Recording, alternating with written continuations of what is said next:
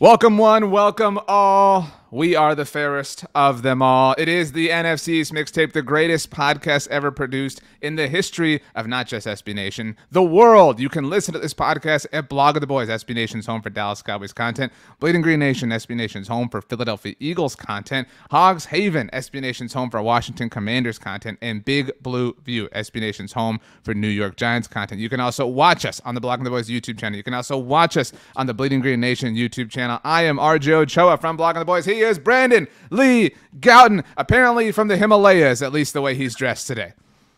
For those who can't see, I'm wearing a coat and a hat. I'm feeling, just like I need to kind of hide something, RJ, hide something from you. And so maybe I should just take this off and unveil a Kelly Green. The word is unveil. Unveil, whatever. Don't ruin the unveil. Also going to switch over the Phillies hat, which I'm realizing now I have to take my headphones kind of off. This is super awkward for the podcast audience. Mm-hmm. People have been looking forward to this podcast, RJ, since the first night of the 2022 NFL draft, because it was a very... What are you wearing? Like, you didn't even show us or anything. You're just like an Eagles hoodie? Hat. It's an Eagles hoodie. Is that from Homage, by the way? It is. Shout out. Shout out to our friends at Homage who hooked us up at SB Nation. I bought some shirts there as well, so street goes both ways. Are you really proud of yourself? Like official stance from the NFC East Mixtape. The Eagles are back. Oh my god! Wow, wow. We have a lot to get to. Obviously, we're going to review all four draft classes from throughout the NFC East, and maybe do our best to impact the hubris that has taken hold among our friends at Bleeding Green Nation. I had one confession to make to you, Brandon, before we started the show, if you're all right with that. Let's hear it. I tweeted about this, so you might have seen that. No. But on Monday, we had some stuff going on, and I had to take the dog to the groomer, so I picked up food for my wife and I. But we did the smart thing. We ordered lunch and enough for dinner. You know what I mean? So, two birds, one stone sort of thing. And we ordered from like a seafood place, but kind of like a Cajun seafood place. I don't know if you've ever been to Papados. It's like a Houston chain that is percolated all throughout Texas. I've not been to a Houston chain, no. Well, anyway, I don't know. Maybe at an airport or something. You never know. Anyway, I had etouffee for the first time in my life. It was crawfish etouffee. I had never really had that. And somebody asked me why. Like a friend texted, and they were like, "How's this possible?" I said, "Well, like anytime I've been to a Cajun place, I've always just kind of known what I wanted to eat. I'm not the most adventurous eater. I'm not opposed to it, but I like what I like. So I attacked it with ferocity, and holy crap, I was missing out. So it's pretty good. Efouté, etu, brute. I'm so sad right now. Like, this is the worst episode that we've ever done. So you're sad because of there was the unveil and veal, mishap, and now this. Let's go ahead and get started. Our YouTube audience is in store because we do have all four draft classes up and available for you as soon as it loads. There it goes. Brandon, we have to go, obviously, in order of divisional standing, which is the way they are listed here. I don't make the rules. We made the rules together. It's a democracy, after all.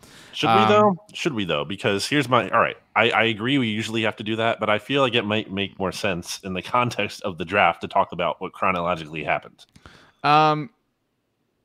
I think we're going to get way off, but I guess we might as well. Because if we're talking about what the Cowboys did already at 24, I just think there's a lot of context that's already being missed in the conversation. Sure. Okay, then let's talk about the New York maybe back at football Giants. They land Kayvon Thibodeau at 5 overall. And then land Evan Neal at 7 overall for their 2 first-round selections. So a couple of things, Brandon. The Giants did not walk away with a first-round pick in 2023, which we thought might happen. We speculated. We were worried about. We talked to Ed about this on the Quadcast here on the Mixtape. And I don't know if I ever vocalized this, but it was definitely a thought in my head. If they did not trade out, because that was my worst fear, they were going to pick up future draft capital in the first round, obviously. This was my worst case scenario, coming from a Cowboys perspective. They did not have to move. They got 2 awesome cornerstone foundational players in the trenches. It's a pretty big bummer to have competent adults running that team for the first time in a while. I am glad that they didn't get a future first. I was on the record prior to the draft saying that was the worst I think that's the only way this could have been worse, to be clear. Right. Yes. So that's not to say they did a bad job. I'm just saying that would have been the very worst case scenario, is getting like either one of Thibodeau and Neal and that 2023 first round pick and maybe even more. So I'm glad they didn't get that. But the players they got are absolutely worthwhile players for them. I think I said it to Stats on the Oddcast today. I think you can make a case that in like a given year, especially where quarterbacks aren't strong, these could be number 1 overall picks. Like they're that kind of, those kind of prospects. We saw Evan Neal and Kayvon Thibodeau at times leading up to this year's draft as like the number 1 overall pick. Well, so, Evan Neal was the number 1 overall player on many, boards, and so, yeah, it sucks. And there's an argument that Kayvon Thibodeau is the best pass rusher in the class, and there's an argument that he's at worst the second best pass rusher. I said this on Monday Football Monday with Pete Sweeney. I can't remember a year, and this isn't an AFC South mixtape, but where like the number 1 overall pick has generated like fewer like amounts of juice. Like nobody cares. Like everybody's like, even whatever. His name, like just like it's like a very generic name, like Trayvon Walker. You know what I mean? It's not like Kayvon Thibodeau is a cool name. Like, oh wow, that guy's like. It's like no juice at all. It's fun to spell. Like there's a Y and a V in there, and there's an X. Nickname, you know, call him Tibbs, whatever. Like, he's so charming, and that has nothing to do with like who they're going to be as football players, but like every interview he did, he was awesome. He was so cool. He was so much fun. He was on the Around the NFL podcast. A lot of people heard that. He was just, I mean, again, huge bummer. I think that they had the better first round of the New York teams. I know everybody's like falling in love with the Jets. I don't think, and I also mentioned this on Monday Football Monday, people are penalizing the Jets enough for trading up to draft Breece Hall. That made no sense to me.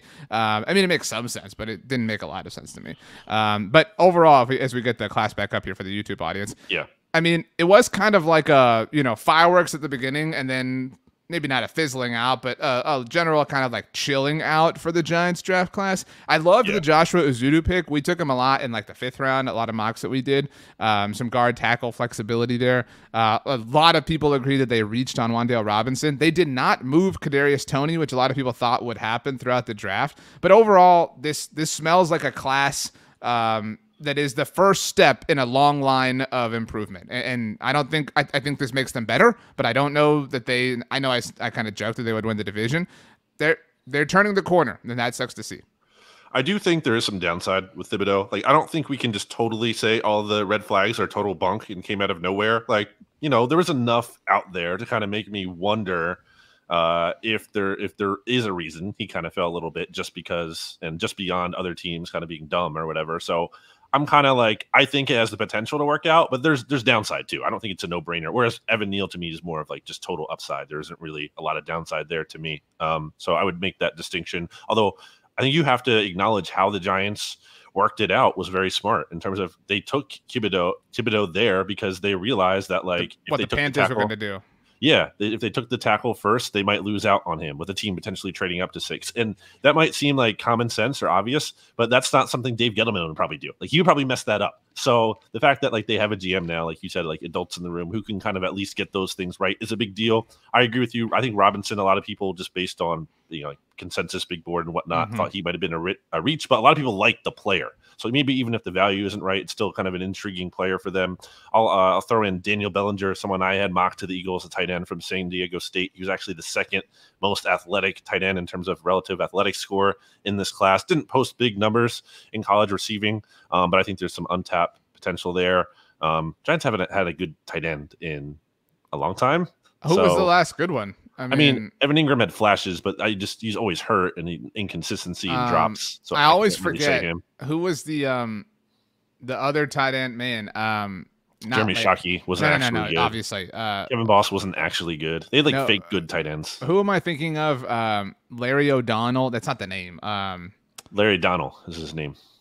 Is that what it was? He was that big guy. Yeah. I've told this story before, but there was a Thursday night game, I think in 2013. And I happened to be playing against my dad that week in our fantasy football league of record. And New York was at Washington on this Thursday night, and I had Larry Donnell. And I remember talking to him on the phone before that game. I was like, yeah, just watch. Larry Donnell's going to catch like 3 touchdowns tonight, because I had him going. Sure enough, he caught 3 touchdowns. Like, I will never forget that moment. So that was pretty sick. But the Darian Beavers pick at the very end, that was, we did live shows all throughout the draft at Block of the Boys. We wanted him like basically all of day 3. So pretty good value there. Overall, again, solid. And I think your point about like sticking and making the right pick and just like the common sense thing is common sense, but it's not common throughout the NFL. I look at the draft that the Vikings had or the Bears had, like other new general managers, like those were terrible. Like those are examples of how people who haven't done this a lot can overthink or outthink themselves. And I think that happened in Minnesota and Chicago. Yeah, I think one of the things I thought was interesting that I read on Big Blue View as I'm looking it up here was Ed kind of mentioned that Big Blue View's own Chris Flum, who does a bunch of draft work for them, wrote up 100 or so prospect profiles, which good work by Chris here, pretty impressive. But none of those players who he had profiled out of the 100 were taken after day 1.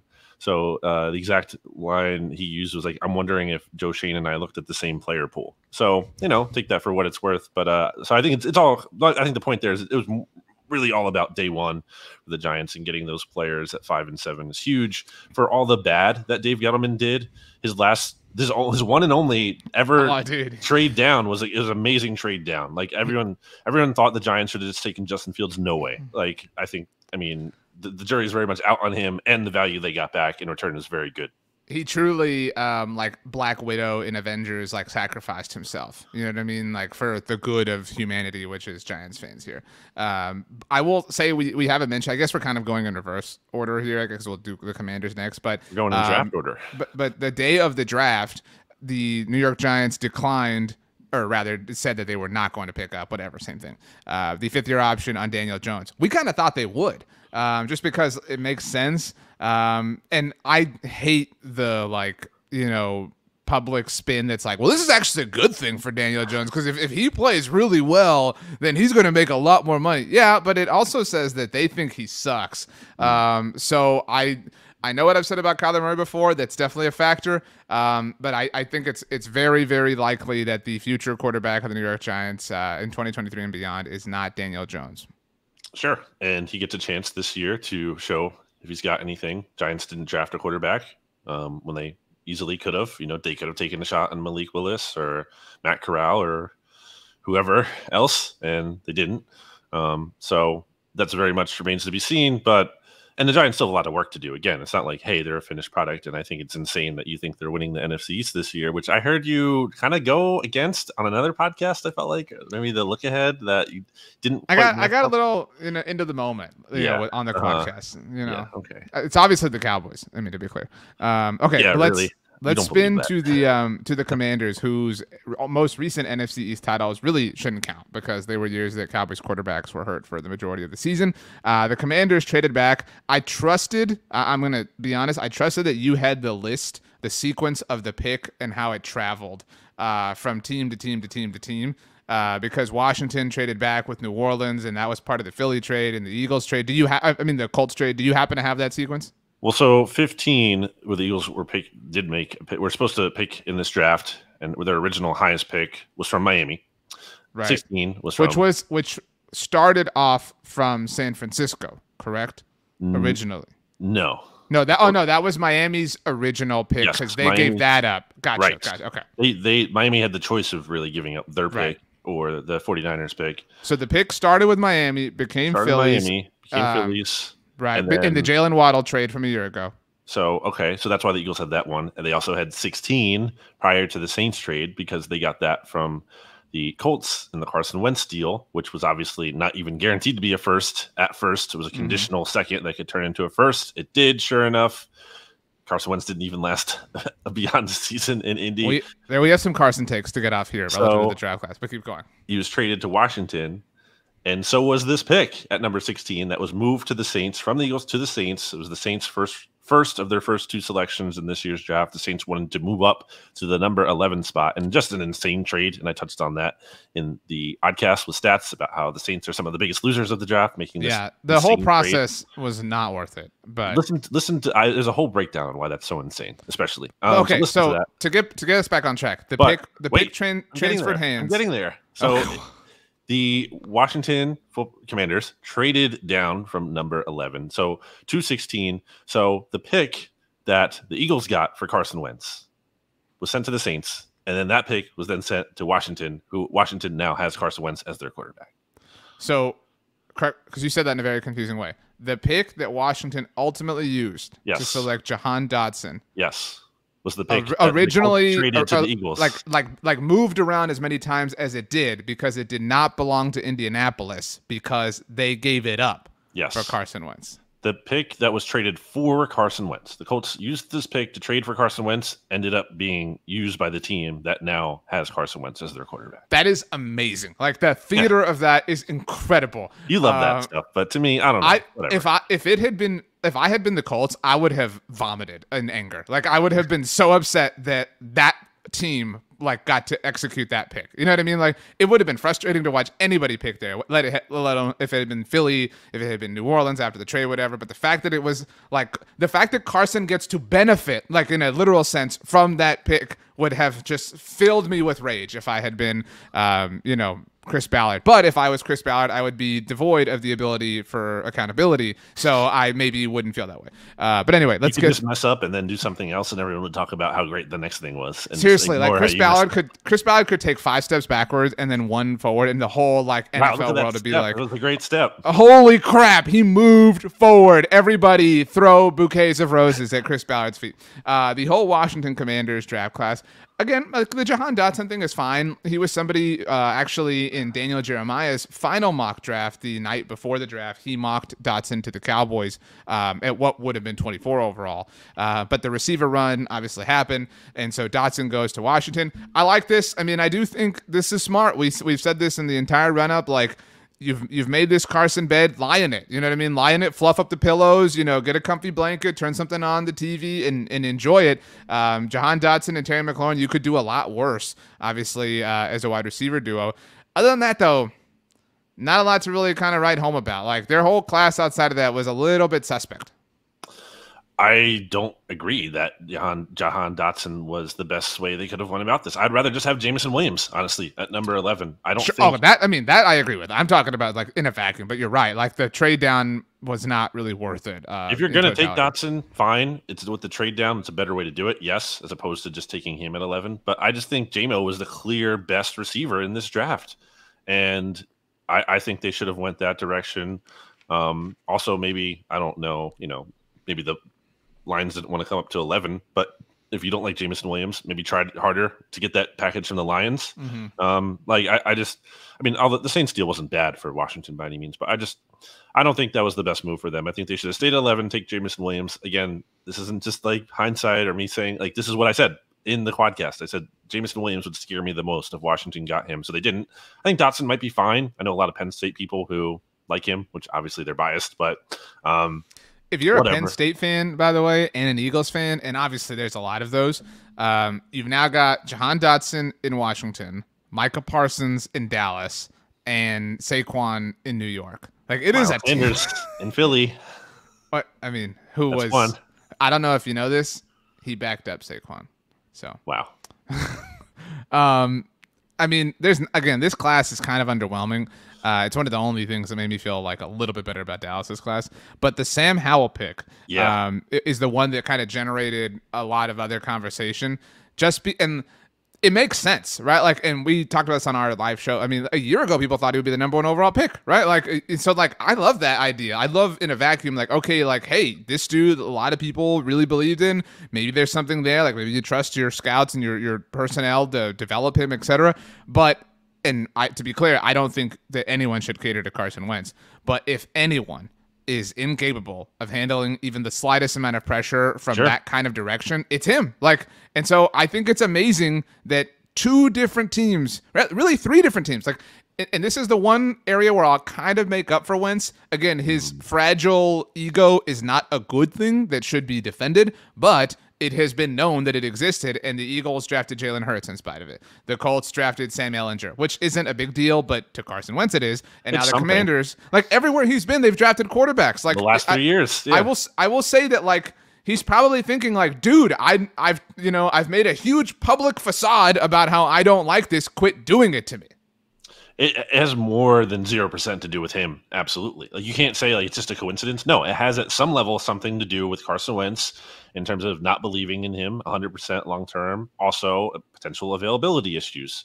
Obviously, last year, especially with COVID, but now, well, just with injuries and whatnot. So it's a fine, it's a 5th round pick. So whatever. I think Sam Howell does suck. Like, I remember watching him early in this season because there was buzz he could be a top quarterback, and the Eagles potentially, were going to be in the market. The Eagles are terrible. They need a quarterback, right? Gotcha. So I was watching him, and I was like, all right, let's see. And I was just like, the first game, I was out. I was like, this guy stinks. Like, this guy is not a good player. So I think it's kind of a waste of time, and just that I don't believe in the player. But in terms of the resources, it's like a why not. Heineke is going to be a free agent, I believe, after this year. Carson Wentz could very feasibly be gone after one season. So why not take another quarterback just to have there? And have in house, but it doesn't really move the needle. Probably will make no impact, but whatever. It's there. You took a chance on day 3. It's fine. Commanders are whatever. They're the most whatever team. We want to give the Giants as a grade, and Commanders, we should probably grade these. I think Giants is a solid A. If you want to bump it down to an A minus, want to take some shine away. Yeah, I love it, but because I think you have to grade like relative to expectation and relative to context, like relative to who they are and where the franchise is at. So I think it's an A, like it's the right direction. So good for them. Commanders, C plus, B minus. I mean, depending on what mood you're in, like, does it move the needle? Like, at least the Giants, and again, if they win the division, let's just remember that I predicted it. But they do seem like they are aware, right? Like, they're like, look, like, we're not winning the division. Like, we got to figure out this Daniel Jones thing, whatever. Like, but in the process, we can, build things up the right way so that when we get to the place that we want to be at, we're ready to roll. I have no idea what Washington's doing. Like, they're so stagnant. They won't pay Terry McLaurin. They're trading for Carson Wentz, which exemplifies this like kind of win now proposition. Like, they have their hands in multiple cookie jars, and I'm not on board with that. I'm not on board with Ron Rivera. So that's why, like, it's hard to identify the direction they're going in. So C plus for me. A minus for me from the Giants. I just don't really sort of love, not really thrilled, jazzed about anything they did outside of day 1 so much. And then Washington, I'm just going to give them a straight up C. I don't think there's anything like super intriguing about this class at all. It's an average draft class. It wasn't terrible. I think they could have done a lot worse. The trade down, I thought, was a reasonable move for them in a vacuum, but they should have just taken Jameson Williams. If they got him, I would have given it at least a B minus. So it's just fine. It's more the same in Washington. They're fine. They're status quo. For as much as a dumpster fire they are, a lot of their moves are kind of just like fine. Like, they're not like, oh my gosh, this move is incredibly dumb. If they were the Lions, I think they'd be regarded as like somewhat successful. But because they carry the burden of the organization, it's like trash. You know what I mean? So I agree with that. Okay, ready to move on to the loser Eagles. Ready? Move on to the Eagles, who were supposed to pick at 15, but at number 13, they traded up to take Jordan Davis, who's exactly who I wanted them to take, RJ. I said that leading up to the draft. He was basically my Devontae Smith from last year. Now, so was Jameson Williams. Sure. I wanted both. You can't have two, by the way. I can. If the Eagles had 2 first-round picks, I wanted them to get both. It's 1A, 1B, honestly, for me. I'd lean with Jameson Williams. He's the wide receiver. It's more fun. But guess what? They couldn't get Jameson Williams. He was off the board before they could. The Lions traded up there. So next best thing, Jordan Davis. Too many people are overthinking this, RJ. He was voted as the best defender in college football last year, won the Chuck Bednarik Award on the national championship team. He is literally the second most athletic prospect ever, only behind Calvin Johnson. Like, when you can take a chance on that guy, I think it's pretty obvious you have to do that. Now, some people wanted Kyle Hamilton instead, and obviously if the Eagles had stayed at 15, they could have gotten their pick of Davis or Hamilton.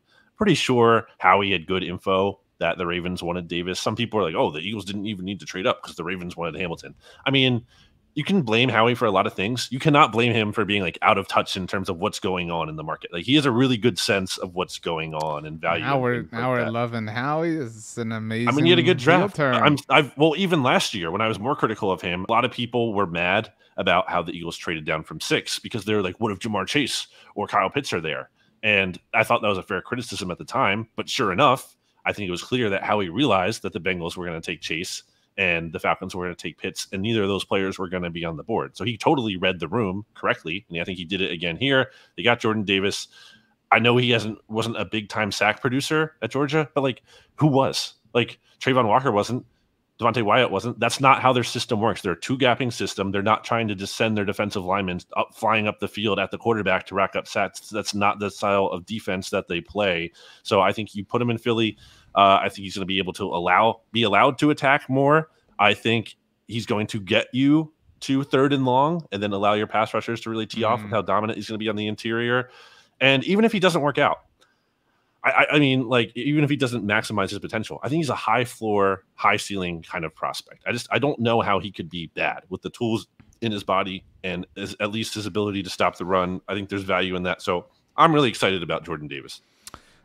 You want my honest thoughts or my like half sarcastic thoughts? Because I'll let you pick. Okay. So I think the Ravens are in so many people's heads.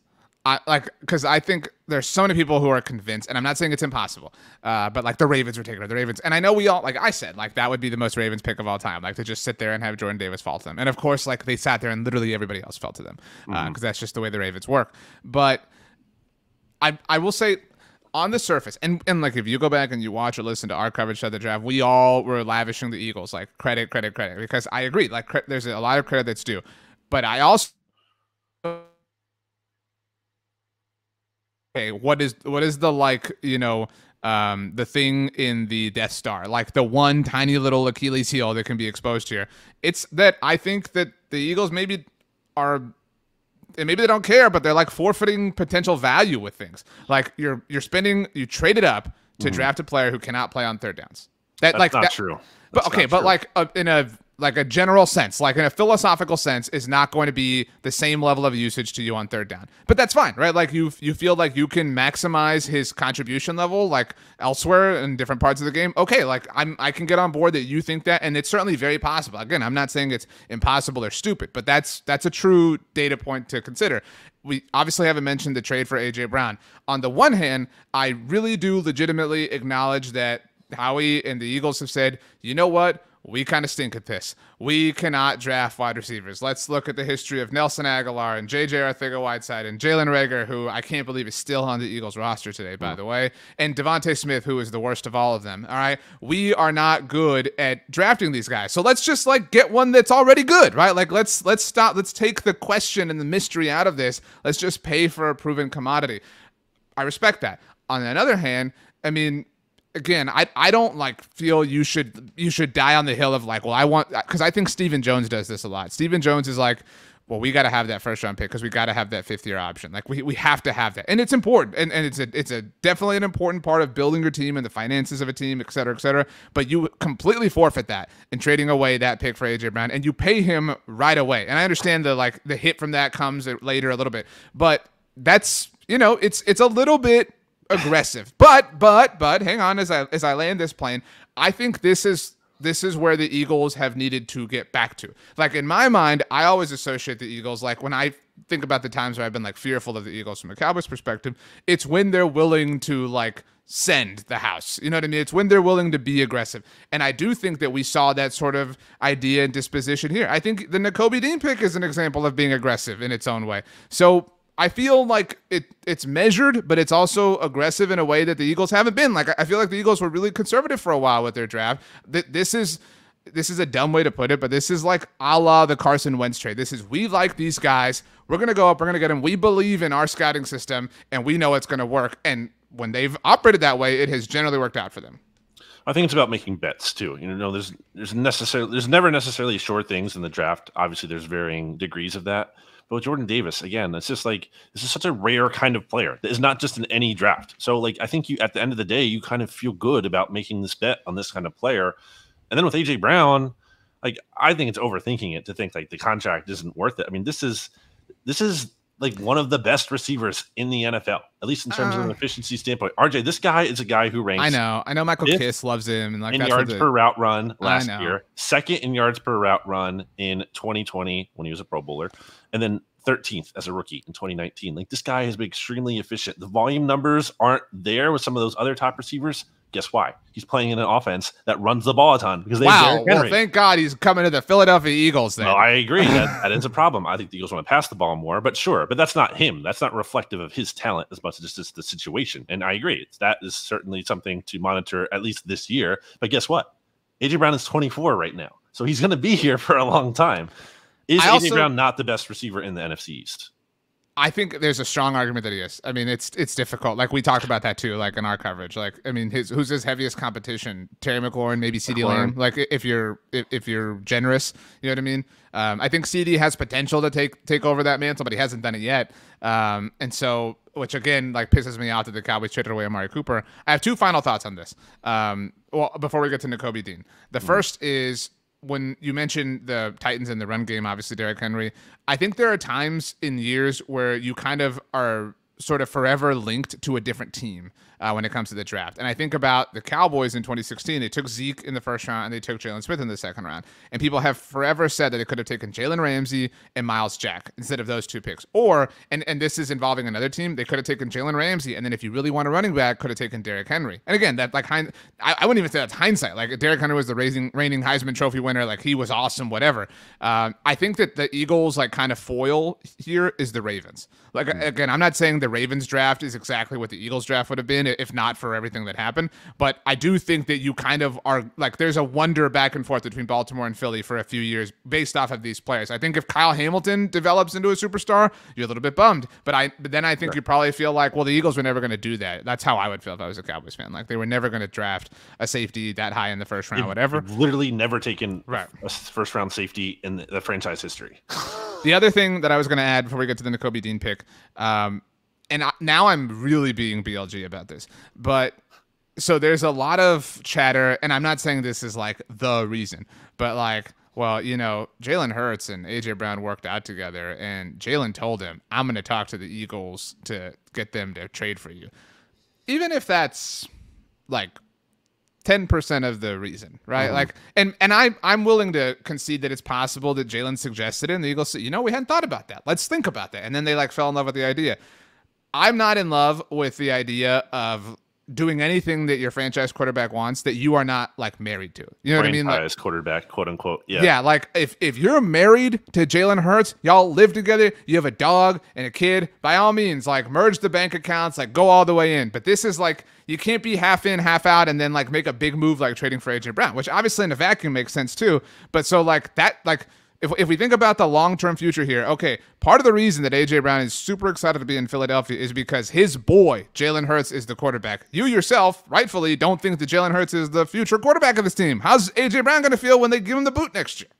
I mean, I think it'd be apparent that he would like deserve the boot because I think there's enough. Wow. Well, then AJ's going to want the boot too. He's going to want to get out. No. This is drama. Drama about to unfold, baby. Eagles didn't acquire A.J. Brown only because of Jalen Hurts. I think it's more than 0%, but I think it's much less than 100% that played a factor.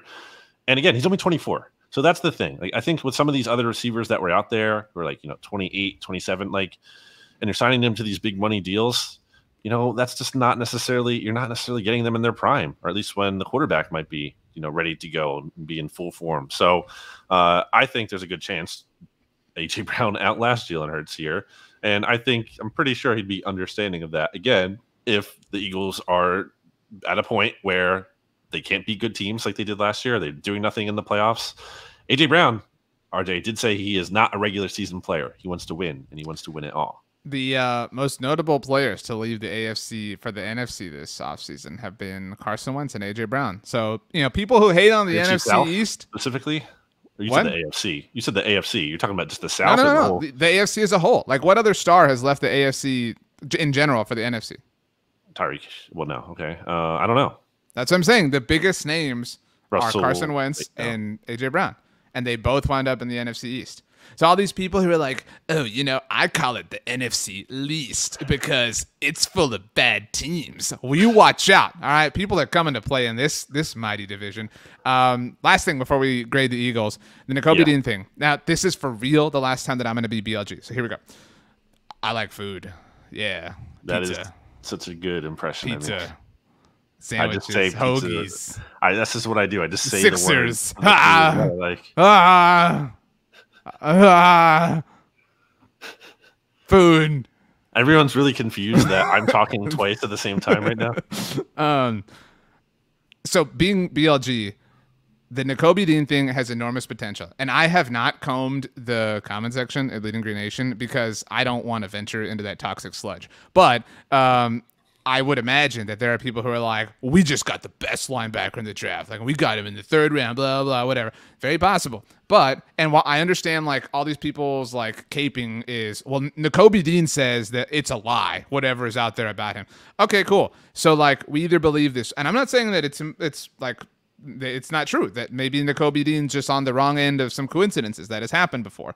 But so we either believe this one person or literally everybody else in the entire NFL. So, and it's a 3rd round pick. So, like, if it doesn't work out, hey, like, not the end of the day. But, and I hope I'm wrong, because I want every player to play well and get paid and experience success. I really, truly do. But if I had to bet on what's more likely, it's that the entire rest of the NFL world was correct about what is happening here. And that's why Nakobe Dean lasted as long as he did. You went at 83. It's totally an acceptable risk, even if he doesn't become anything. So, yeah, I agree with that. But, like, I agree with you. And I've been consistently saying this. You can't just assume. I just hate the assumption that every time a player falls, it's just like everyone's being dumb and this is a steal. Like, that's not how it works. That is sometimes how it works. And yes, sometimes teams do overthink it, but it's not always the case. Like, there are players it is more often than not the case. You know what I mean? Like, they're falling for a reason. And it might not be a good reason, but there's something. There's some reason. It's not like there's no reason. I hate to be the like person, and like you know, how many times do like fans say this? Like, you're not the scouts for the team. They get paid to scout, so like, let's just trust them. Okay, fine. So I hate to be that person. So let's just not talk about football. But like, there are literally professional corporate entities worth billions of dollars who spend full years evaluating this entire process. So to your point, if a player is falling, it is generally for a more than understandable reason. So we'll see. I mean, Nakobe Dean and Howie Roseman both said that he will be participating in Eagles rookie minicamp this week. That seems like a positive sign. We will be interesting to continue to monitor if he's practicing in OTAs and training camp and everything. If that's all going well, then okay, this looks like there weren't any red flags. But if it's like, well, Nakobe Dean isn't practicing and it's training camp and he's missing a couple weeks, so it's like, okay, then maybe there was something here. Or maybe he practices like 2 practices and all of a sudden he's out for like a couple weeks because, you know, something flared up, you know. Like, so I'm very much, this is like, it's file away. It's not that there's necessarily something wrong with him right now, but this is very much like monitor moving forward. And again, maybe it'll be a non-issue. I think it's possible that that's the case. I'm not saying I definitely know that there's something wrong, but Joe Shane, I don't know if you saw this, RJ, said something to the effect of, like, he didn't want to get into why Nakobe Dean was falling, because he was asked about, I think, you know, the Giants beat writers are like, why didn't you consider him here? Did you consider him here? Whatever. And he basically said what I just said. Like, there were some things going on with Nakobe, but I don't want to get into that. So it's like, well, what is that? So at the same time that you're hearing that, Howie is saying, oh, he's fine. Oh, like, what the heck? I think, and you know, tell me if you disagree, I think Joe Shane's the official general manager of the NFC East Mixtape. Like, why? There was some weird, like, what's his name? Is it Shane? Like, whatever. Like, we knew it's Shane. He's impressed us. Like, he's just kind of like, you know, it can't be, you know, Jerry Jones. It can't be Howie Roseman. You know, it's definitely not anybody who's ever been associated with Washington. Like Joe Shane, you know what I mean? Like, if we got to have one. Well, they are your Giants. You think they're going to win the NFC? All right, let's talk about my Cowboys. So they made 9 picks. Everybody said there's no way the Cowboys are going to pick all 9 times. They're going to move one of their 4 fifth-round picks. Nope.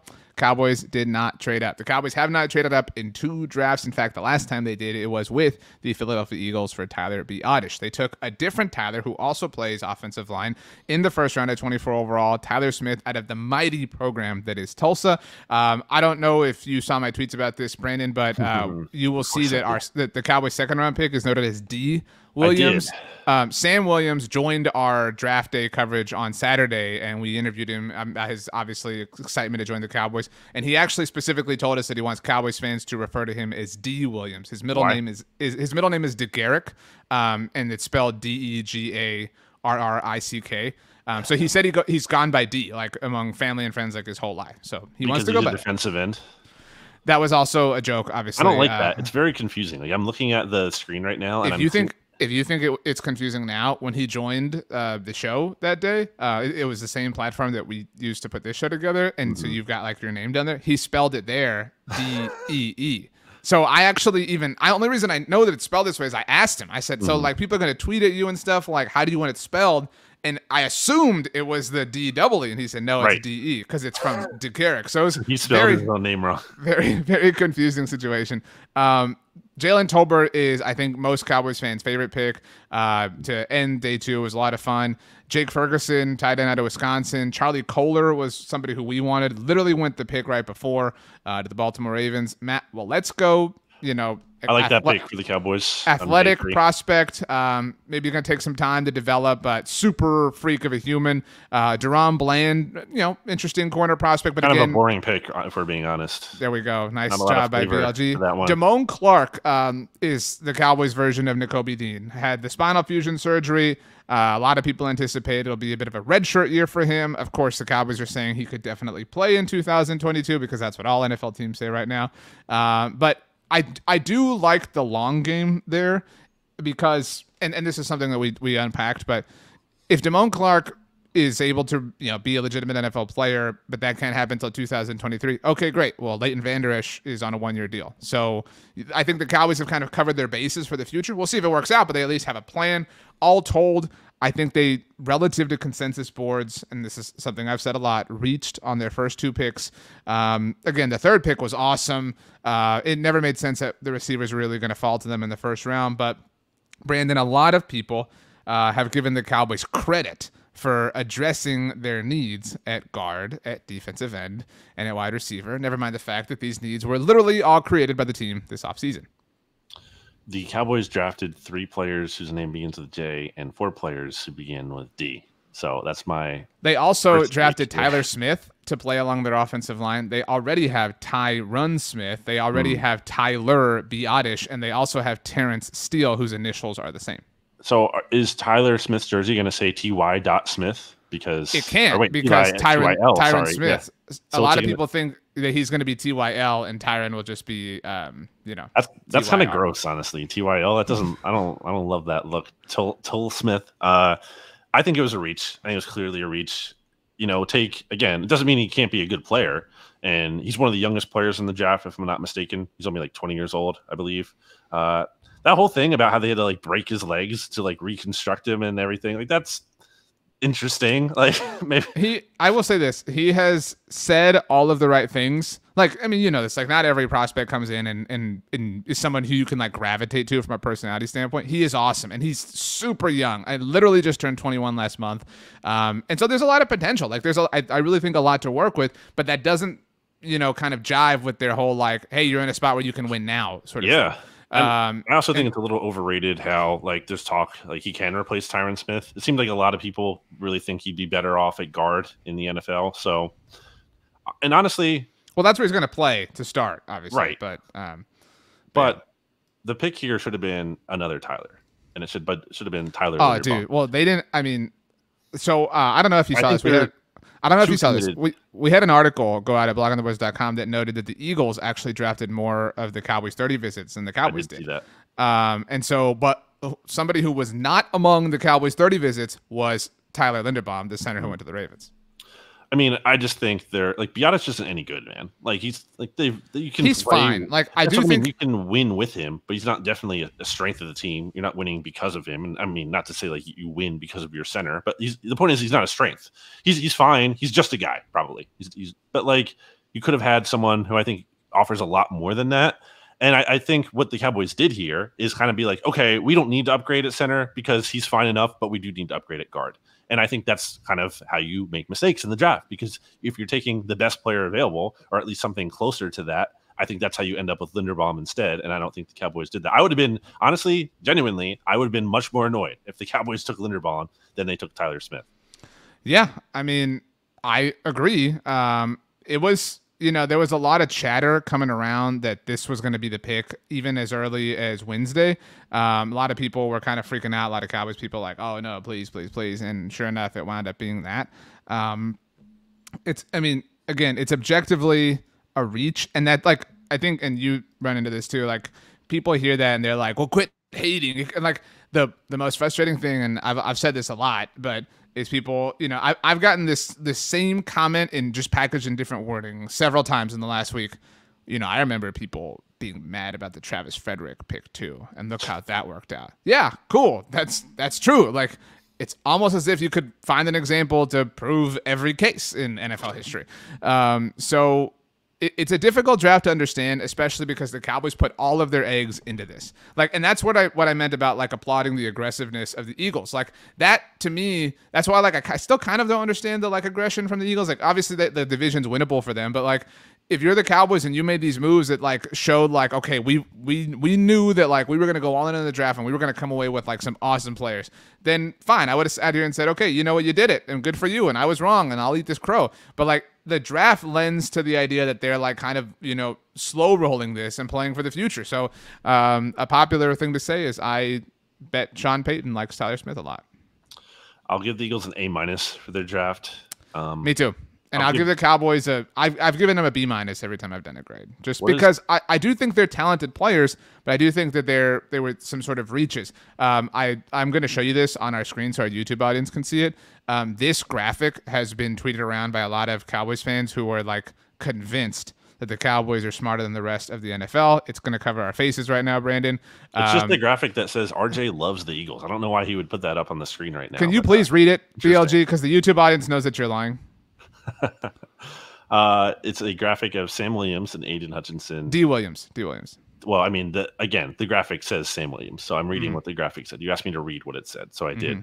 And it's trying to compare the players together, which these things are always stupid because you're not factoring in. People have been tweeting this out, and this, like when you compare them, it notes that in fewer games, D. Williams had 2 less tackles, a half less sack, tackles. 1 half fewer sacks, 2 more forced fumbles, did score a touchdown, and had 1 half fewer tackle for loss. Yeah. So people's, this is like people's trump card, like, boom, the Cowboys roasted the NFL. You know how we hate on like the graphics of like, imagine stopping this offense, and it's that existed. You sent me one over the weekend. Well, that one was actually unironic and was true, but it's with players who are clearly not any good. Like, I don't know, let's say like Drew Lock and Kenneth Walker, who actually but like whatever. But like, so a few weeks ago, I don't know if you know this, Stephen Jones was on the radio. I wasn't done with my point. I'm saying like that graphic, people also love to do this with just any players. Like people do that with Jalen Hurts and Lamar Jackson. They're like, actually, Hurts is comparable to Lamar Jackson. Well, that like we talked about that. Like I remember after week 1 last year, there was something like I've mentioned this 1,000 times. Like there was like a Score Center or Sports Center app or not app graphic that was like, in his first 8 games, Hurts had like whatever it was, like average like 300 yards or something a game, and that was more than Lamar Jackson. Right. So he's better. Steven, but like it's troubling when like, whatever, sports accounts do this for likes and retweets, whatever, like we're on the same business, fine. Stephen Jones a few weeks ago said that Dorrance Armstrong was right up there with Randy Gregory as far as production last year because they had similar sack numbers. So it's a little bit troubling that would exist. But the Jalen Tolbert pick could work out. You could be a star. The Damon Clark thing's a lottery ticket. It's a better value, if so, than even Nakobe Dean because you got him in the 5th round versus the 3rd round. Some legitimate talent and potential like Matt Waletzko and Deron Bland, whatever. But yeah, B- for me. Any undrafted rookie free agents of interest for the Cowboys or other teams that you saw? Jonathan Garibay is the Dallas Cowboys' new kicker. He's, in fact, the only kicker on the roster. Out of Texas Tech, was pretty accurate last year, and by some measurements, better than Cameron Dicker, who is more often referred to as Dicker the Kicker. But Dicker the Kicker went to the University of Texas, so there's a lot of crossover Cowboys fans there that wanted him. Jonathan Garibay only went to Texas Tech, so, hey. But he's the big one, I think. He's the largest likelihood to make the roster because the Cowboys need a kicker right now. So for the Eagles, they have a lot of issues, I would say, in the secondary still. They didn't draft any cornerbacks or safeties and have needs there. They weren't able to sign the Honey Badger, which I never really was counting on that, but the Saints got him. Kind of a double whammy for the Eagles, too. The Saints, obviously, or the Eagles owning the Saints' first-round pick next year makes New Orleans a little bit better, although I still think they're entirely delusional about what they're doing. But anyway, the one to watch for, or one of the top ones, I should say, for the Eagles, beyond the defensive Carson backs. Strong, new QB1. opposite of the Washington quarterback, Carson Strong, as opposed to Carson Week. I think that's a little interesting. A lot of people thought he could have been drafted like a fourth round, fifth round kind of pick. Mm-hmm. It's just that it seems like his knees might be shot, so maybe it's kind of DOA and he just can't play anymore because no one took him. So we'll see about that one. I think that one is worth keeping an eye on. That he wanted to sign here, right? Because like the undrafted rookie free agents sounds obvious, but they get a choice, and ideally you want to go to a team where you can envision a path. And right now, the Eagles already have 3 quarterbacks on their roster, and it's possible they trade Minshew or whatever, and he's a free agent after this year. And Reed Sinnett is not exactly like it's roster spot is carved in stone or anything, but it is interesting that Carson Strong saw some kind of opportunity here. I would add that who was the UDFA that chose to back out of the Eagles? EJ Perry, from Brown. So he's like, hey, Carson's got this job locked up. Like, I don't want to go there. I don't want to compete with that opportunity. Right. So that's interesting. And that they wanted to, and that they were like interested in adding 2 quarterbacks. Like, I think that's not like they're going to come for Jalen Hurts' job, but it does. AJ Brown's pissed off, man. He's already pissed off. Like, why are you coming from my guy, Jalen Hurts? I think it speaks to like some lack of, like long-term security.